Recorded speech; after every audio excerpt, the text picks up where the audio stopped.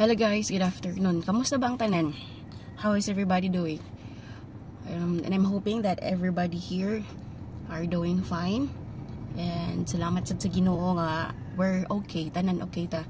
Amidst mga circumstances nga itong na encounter for this following past weeks.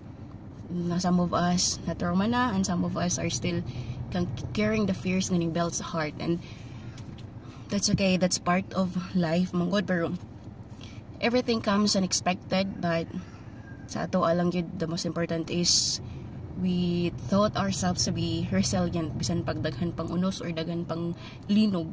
But the most important thing that we should do is to be brave enough to face this kind of situation, because this too shall pass. Okay? And then back to our topic. Our topic is about the Good Life, chapter 6, which is the Nicomachean Ethics and the modern concept. From the past reporters, we have learned that what is eudaimonia and it is defined by Aristotle, who is a Greek philosopher, which he defined life, a good life, and a life that is living well and doing well. So that is daimonia, and which EU means good, and daimon means spirit. So in combination, it should be a good life. So Aristotle said that having a good life is living a virtuous life. So when we say that good life is not just in a concept of pleasures, which is it is really a candidate for an ultimate good, which is pleasure. But it does not pass, because pleasures only passes. It's transitory, so dili siya mahimong good life, di siya mahimong ultimate good, because walay lang siya, walay permanent, because the only thing that stays is only change. So wala siya labot, so dili siya ultimate good, because the pleasure you have felt right now will bring also sorrow. Who knows, tomorrow's will also, you may also feel anxious agonies like that. So pleasure is transitory. So another concept that many have thought that wealth is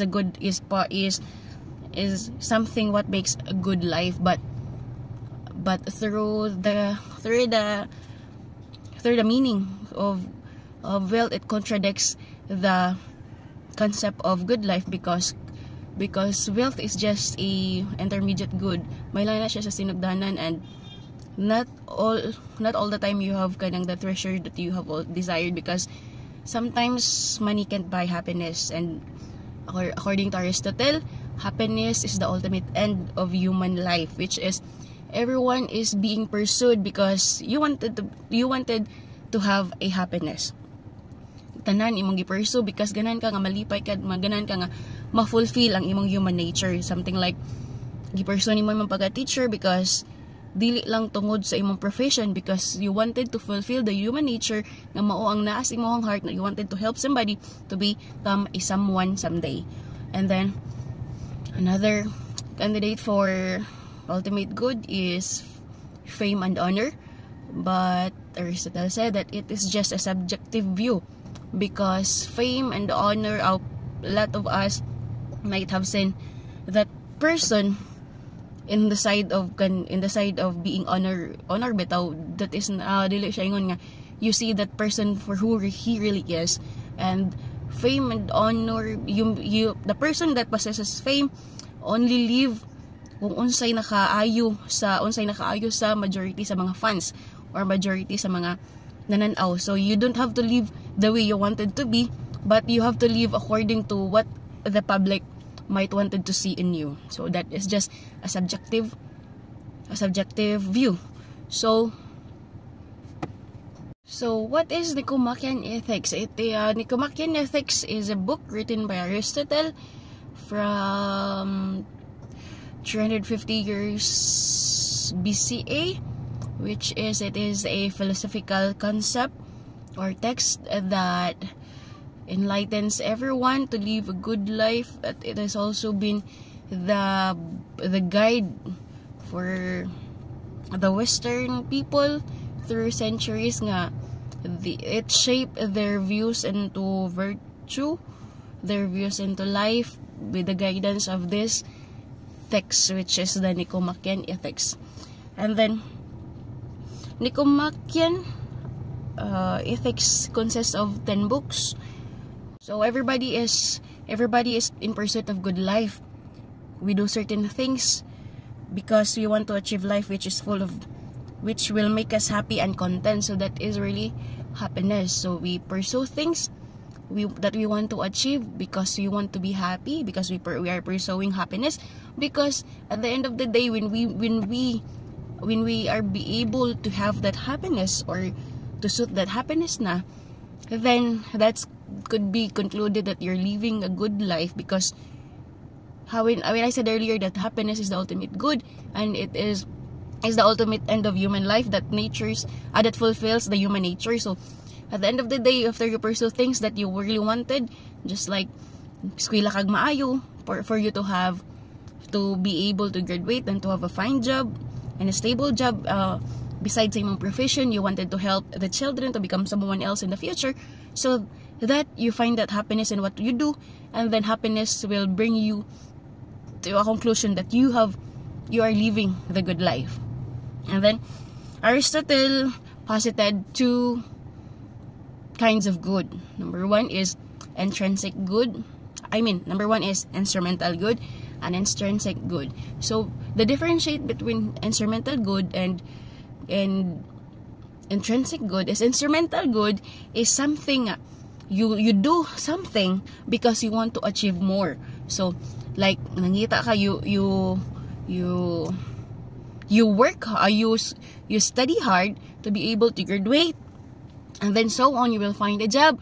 Then that job will sustain your needs, you'll sustain your wants, which is the money, and then the money will buy the things you desired for yourself. So that is kaning instrumental. So ning gamit ka og butang for you to achieve more para sa imong happiness. But when you say intrinsic good, it is the good within yourself, the good that you have to decide nga, ma-decide ka nga, I will do this thing because this is for my own good. Wala kay there are no factors to be considered nga eskwela kog maayo kay para makapalit ko og mga gusto nako kay it makes me happy. But when you say intrinsic good, you have to do things like kani akong buhaton karon because it's for my own good. Later on, it benefits me. That's not just for my wants, not just for my needs, but for myself in my human nature aspect. Something like that. Then I have said earlier that Aristotle said that in order to live a good life is living a life aligned with a virtue. So what is a virtue? And what is life living? And what does it mean when living a life of virtue? So for you to understand, virtue is something that can be achieved by practicing something bitaw that na develop nimo through practicing good behaviors. It's like virtue plays a significant role in the living and attainment of the good life. It is the constant practice of the good, no matter how difficult their circumstances may be. So virtue means it's a constant practice. Wala na ingon nga change but constant. It is a constant practice mo imong kanunay ginabuhat because you wanted to be that someone who is full of virtue. So imong gina-practice, constant practice ang maayo nga behaviors bisan pa man like sa ato aron gilinog tag kusog, grabing uyog sa kalibutan from Luzon, Visayas, Mindanao. Here we are shaken in the ground that we supposed to find peace, but the ground now brings the chaos in our life today because giuyog ta. So when we say nga virtuous people ta amidst this kind of situation, earthquake ka ta, amid this kind of situation, we found ourselves being disciplined enough nga atong batasan is gi-practice nato, gi-constant practice nato nga mo imbis maglago ta, magproblema na ta, grabe na nato ang problema, we drown in so many many problems because your feelings are valid. There's no reason bitaw nga kanang dili ka angayan mag-goal because your feelings are valid. We've been through sa kusog nga earthquake. So instead nga nagpadaog ta sa situation today, instead nga muluklok ta sa problema because our house being shattered through just a snap of a quake bitaw, but we found ourselves kanang looking at the other side bitaw nga there's still hope amidst this kind of situation. So that is virtue. You constantly practice to become someone in bisan pa man sa mga kalisod nga mga sitwasyon. So that is virtue. Mao na ang virtue mo ning tudlo sa imo nga imbis nga magmukmuk karon sa problema, but you choose to stand up and face the other side nga naa kung asa ang hope because you wanted to be someone nga puno sa hope. So you wanted to be brave enough to face the circumstances. So that is virtue. A man who is full of virtue, they said. So, and then virtue has two kinds, which is the arete and the intellectual virtue. Arete is also means a moral virtue, which means which is it only a Greek word that a Greek term that is defined as excellence of any kind and can also mean as a moral virtue. So arete, and it could be read into kinds of languages. When we want to read it in French, it says arete. So when we read it on English form, it should sounds like arete or something like that. So it is defined as the excellence of any kind, or it also could be considered as the moral virtue. When we say moral virtue, it is the character that is achieved through habitual practice. So mao na to siya ang imong gihimuog. Ang moral virtue is your habitual practice. Just like moral virtue, just like girutin bitaw nimo nga batasan, girutin nimo nga good batasan nga you wake up every day, tapos you pray, and then you go outside and greet people with good mornings, and then you something like that bitaw. You possesses early in the morning, you possesses good vibes, you possesses good kaning energy nga nanas nimo. So that is the moral virtue. Instead of complaining ikabuntag nga bati ang imong sudan, complaining ikabuntag nga wa kay lami imong pagluto sa imong ginikanan, but you wake up in the morning and greeted everyone to say good morning, and you're happy sa mga nasa palibot, but you're bringing good vibes sa everyone. So that is your moral virtue. Basta mo na siya. And there are 4 types of moral virtues. Number 1 is courage, which means that it is by repeatedly exhibiting the proper actions and emotional response in the face of danger. So when we say courage, courage is what you have repeatedly done bitaw in times of danger nga in times of danger you choose yourself to face instead of backing down. So but it doesn't mean nga tanang problema kinahanglan nimo, it doesn't mean nga tanan problema kinahanglan nimo sututon, but it says there the courage only portrays the proper action and the emotional response in the face of danger. Like anang kay baw ka nga na dyan nagsinumbagay dahil imong manghod kay nabunog nya, in fact imong manghod ang sadan. So you choose to fight back, you choose to make your manghod ganing feel nga gipagtanggol, so you fight back instead of him imong bunog yung mga kaway. But that is not the proper way of showing courage, because it says this courage is the proper action. So instead of imong gilabanan imong manghod, imo na lang gipapauli imong manghod nga dili gyud na dapat iagi og basagahan sa ulo ang mga problema nga iyang gida. So that is the emotional response. So mao na siya. So like just the proper way is when you kanang like when you saw that the old man is kanang ning agi sa pedestrian lane, tapos you know that the traffic light only has its limit. So in order for that old man to emerge in a safe bitaw, safe nga way. So you guided them. Kay kahibaw ka nga, when you make the man safe nga pinagi sa tabang, you both save 2 lives. You save the life of a driver, then you save the life of the old man. So that is the courage. So yung gitabangan ang old man. So next is the generosity. It is repeatedly being unselfish. So did it was done by us siguro. Nabuhat na siguro na majority of us has made this, but it's not just a momentarily thing. It should be practiced within your whole life existence, because when you say you're generous enough to give, that does not mean nga kausaran ni magibuhat naka-consider na ka nga generous na ka. The virtue says it is a constant practice. So when someone who is in need, then you give what she needed. So pero kung unsay naan nimo nga kayang i-offer, and beside nga nakita nimo nga kinahanglanon nila, but you have the extra nga naa sa imo, then you choose to help, then you choose to give. So that is generosity. And then the next is the temperance, practicing moderation and self-control.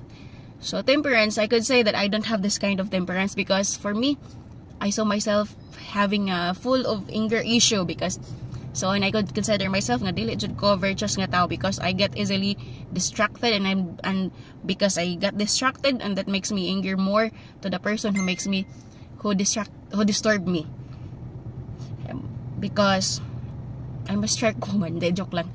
Because temperance is a practice of kanang moderation, or kaning practicing your self-control, because not all the time nga when we face the circumstances we have to react nga grabe and na tremendous act bitaw nga bundak na lang ka masuko, then not in every situation na mo decide ka nga mo go gyud bal impulsive bitaw. You should not be impulsive, because a virtuous man learns how to control herself even in the most panicking situation, because temperance helps us and guide us gibitaw nga. It makes us in a situation nga need kag impulsive decision. Because of that impulsive decision or that feelings nga naa ka, then di ka control sa imong feelings nga naa sa imong kagalingon, then you do the impulsive decision bitaw, which is in the later on will make you suffer bitaw sa mga decision nga imong gibuhat nya tungod sa imong pagka-impulsive, or tungod sa temper or anger issue nga naa ka sa imong temper nga dili nimo makontrol, then you hurt na everybody that surrounds you, you hurt the feelings mo. So that is the importance of that is one of the kay moral virtues nga dapat naa sa atoa is the temperance. Hello, dago na sa project, kapoy ba sa daanan, kabati ba sa daanan niya, so diba, virtuous na nga tao. And then the next one and the last one is the prudence. The prudence, it is exercising wise judgment and foresight. So wise judgment, you have for myself, I have encountered people who is very quick to judge without knowing the other side of the story. Bali baseless nga judgment. I have encountered a lot of person nga or people nga they have to judge what other have said, not knowing the whole story nga nahitabo. So ang prudence day is exercising wise judgment. So that is like something in your family, example na something in your family are facing into quarrel bitaw, the siblings are facing quarrels, which is not just a small conflict but it's a big conflict.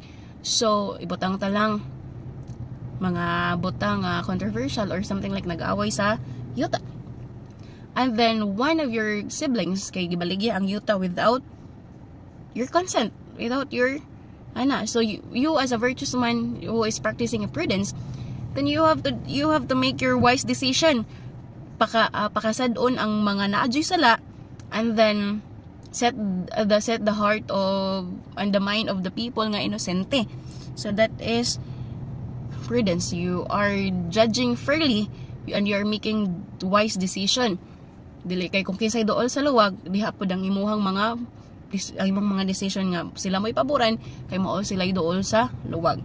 So that is the 4 kinds of K moral virtues that helps and guides every one of us to be a virtuous man in order us to live a happy life, or you have said the human flourishing, or daimonia, eudaimonia.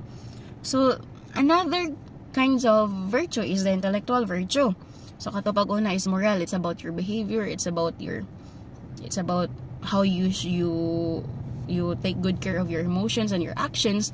Here in intellectual virtue, this virtue will take good care of how you think for yourself and how you foresee things and you store your perspective in mind.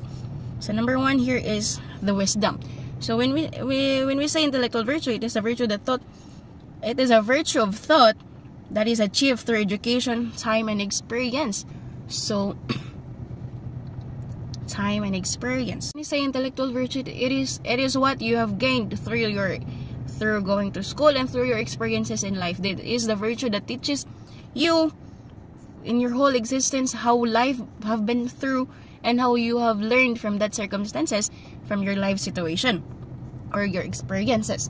Number 1 is the wisdom, which means it guides ethical behavior. When we say ethical, it is knowing what is good and what is right, and for the good we have to pursue, and for the otherwise then we have to avoid.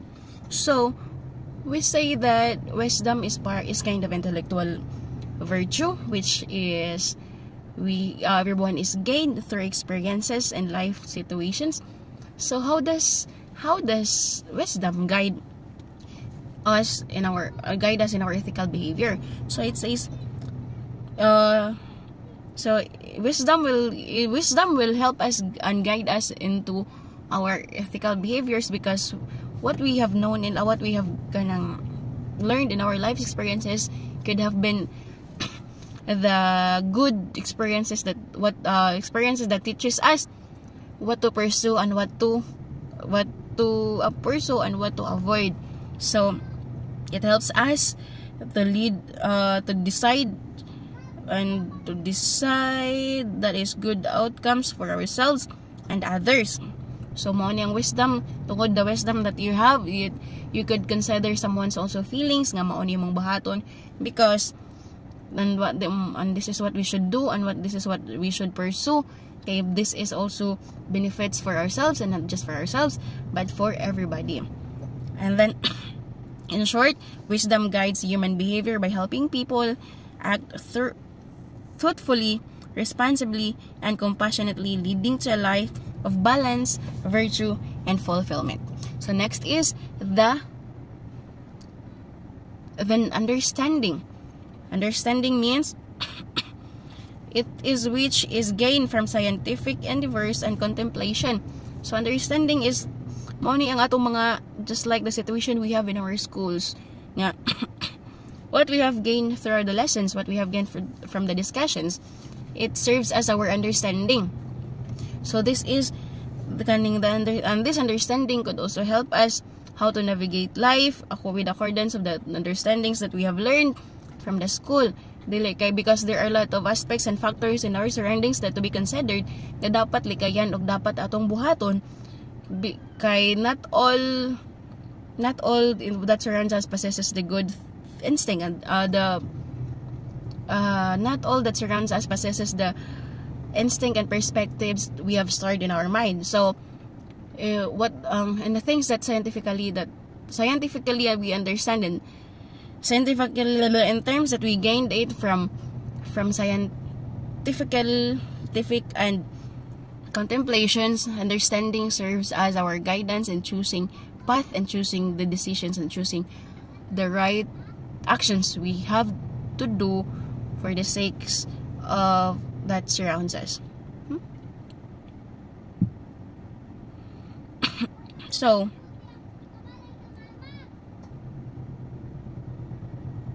wisdom and understanding are achieved through formal and non-formal means. So everywhere in different situation, wherever you are, whenever we are, or wherever we are, we can achieve wisdom and understanding bisan asa ta nga set up ibutang, because because intellectual virtues are acquired through self-thought, knowledge, and skills as much as those knowledge and skills taught and learned in formal institution. So, ano to? So, we have learned the virtues and the intellectual, which is the arete, or also the moral virtues, and the intellectual virtues, which is wisdom and understanding. Now, how does golden means make these virtues connect to a good life? So, unsa din golden means? So, golden means is Aristotle's idea that virtue lies between two extremes, which is the excess and the deficiency. So, mo na ni atong gingon ganina, the excess, mo na atong gingon ganina. Virtue, dili siya ingon nga you have to fully express your emotions, because kung imo sad i-express yung too much emotions will lead and will cause to a bigger chaos. Just to extreme, the excess, which means too much of something, and deficiency means too little of some things, just like the courage. The courage must be portrayed in the right and balance point, in a balance point bitaw, because too much courage is kanang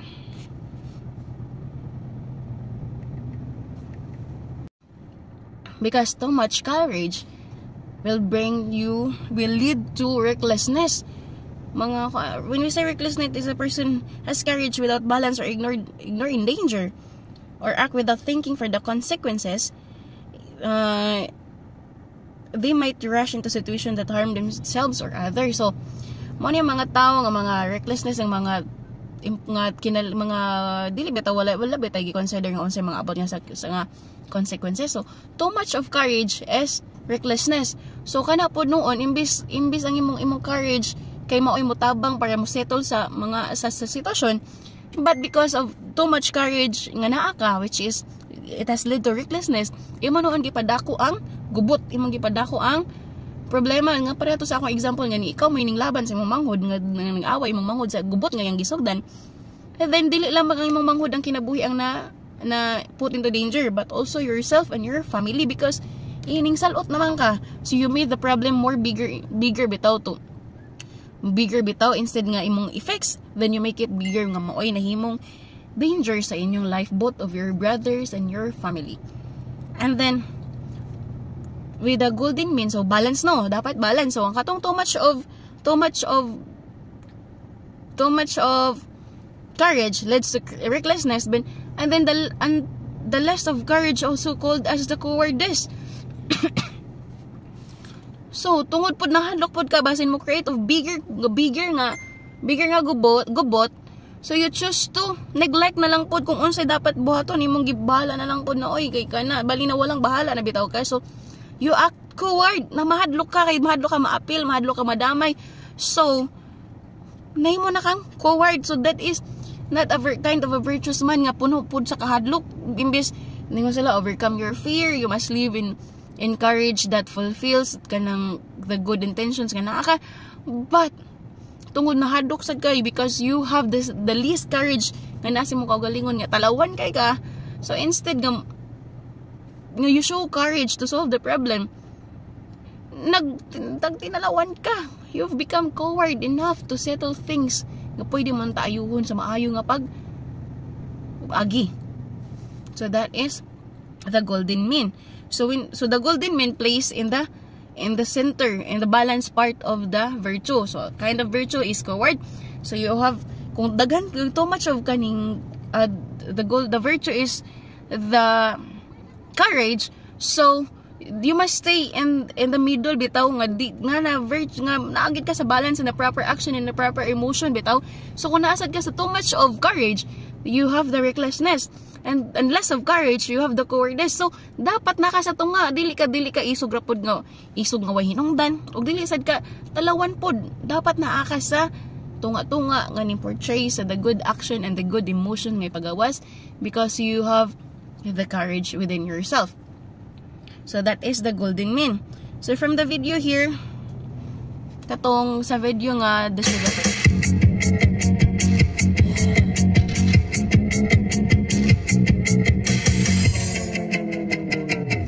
So, in this Nicomachean Ethics that has been taught by Aristotle, then how would this ethics or how would this teachings will connect and align us to modern concept?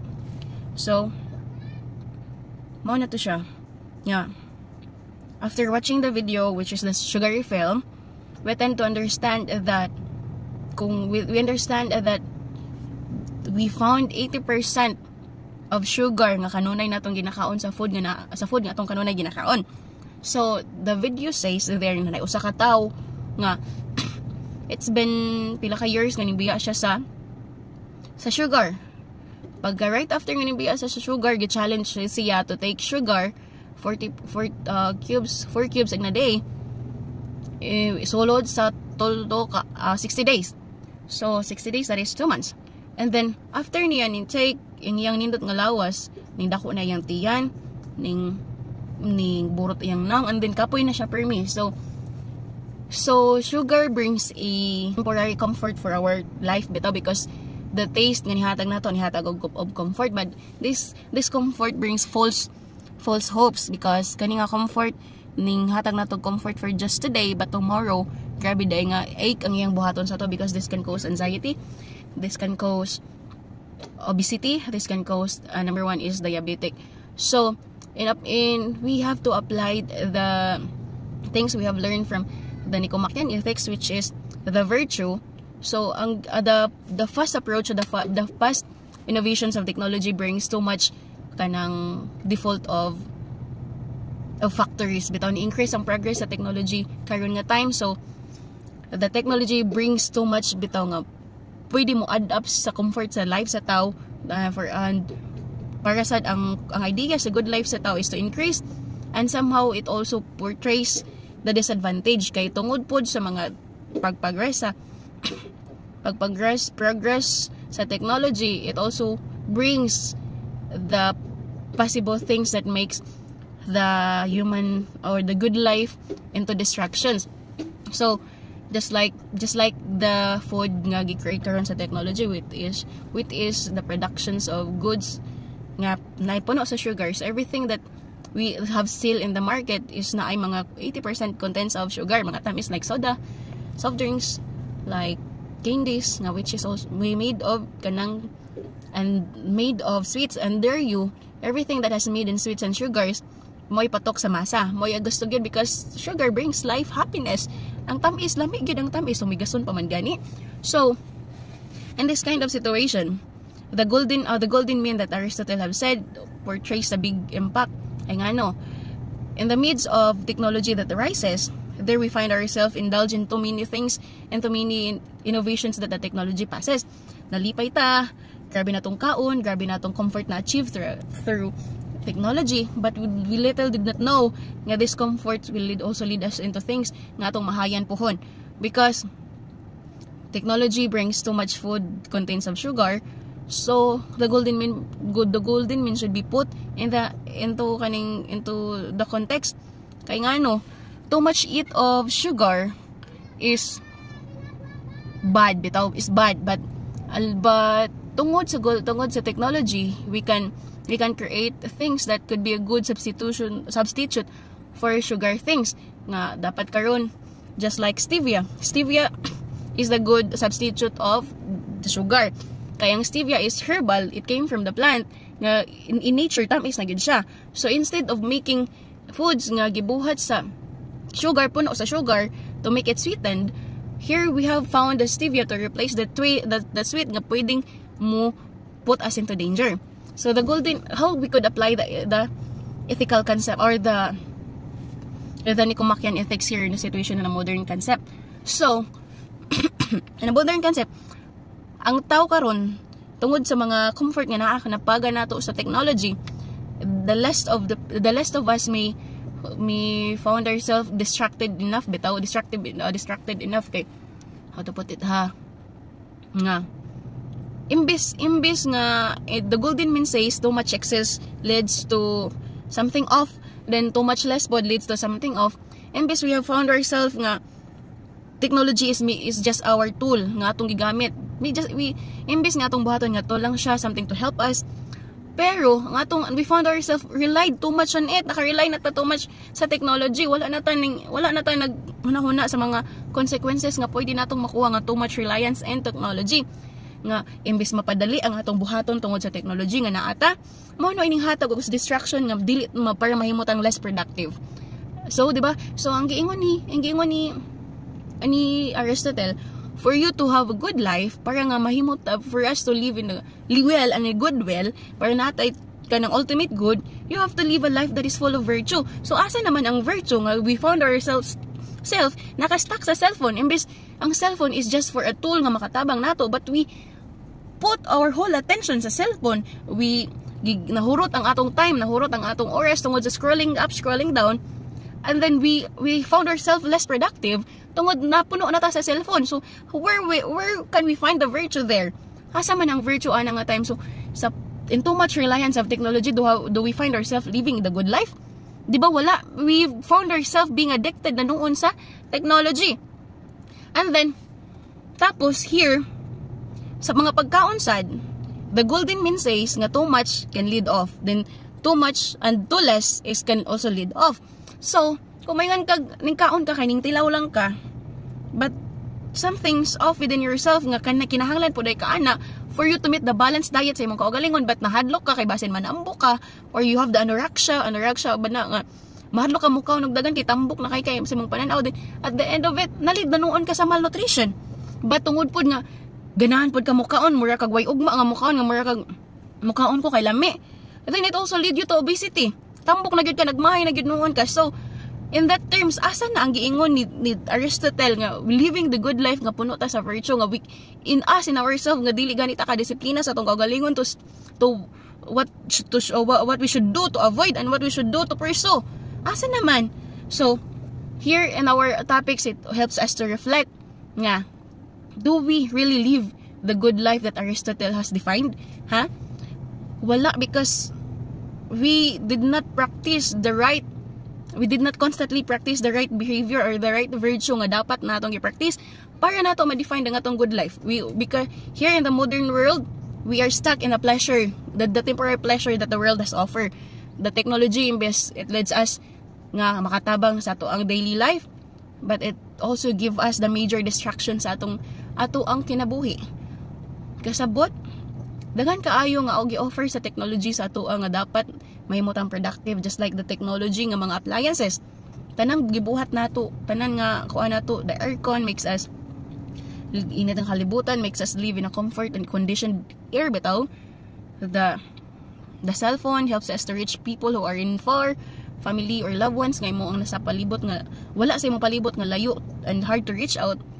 Then with a click of just a ring button, pwede nato matawagan. But we choose to do it in a way nga hotdon ang oras nga nagugol nato sa cellphone. And for the aircon thing, imbes ning gamit lang ka for the temporary lang bitaw, but gi-abuse nimo ang power sa aircon, nalid na noon ka sa dako nga bayro nun. So that's not also living the good life, nga too much bill but less income. So there you have it. So when we say the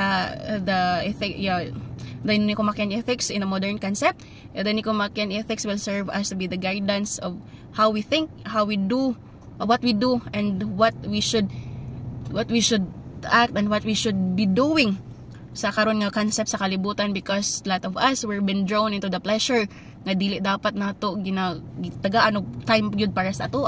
But Nicomachean ethics serves as the broad guidance nga pwede nato isud sa atong utok nga mahimo kini nga maoy dapat buhaton kung naa na ta sa sitwasyon nga puno na ta sa mga butang nga dili dapat angayan sa katungod sa technology.